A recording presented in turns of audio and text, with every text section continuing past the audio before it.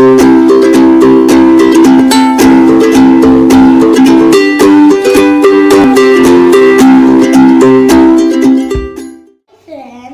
good morning. Today I am going to show a saltwater egg experiment.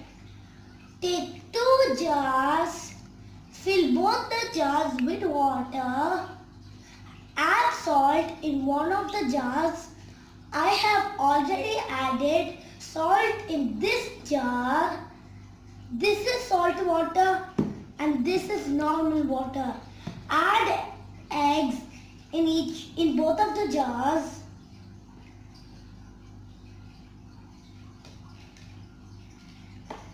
Now you will notice the egg dropped in salt water will float, but the egg dropped in normal water will sink.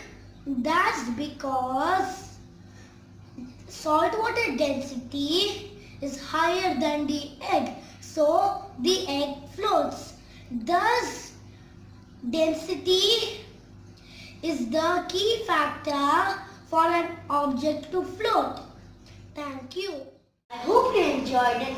If you did, hit that like button. And don't forget to subscribe. For more notifications, don't forget to hit that bell button.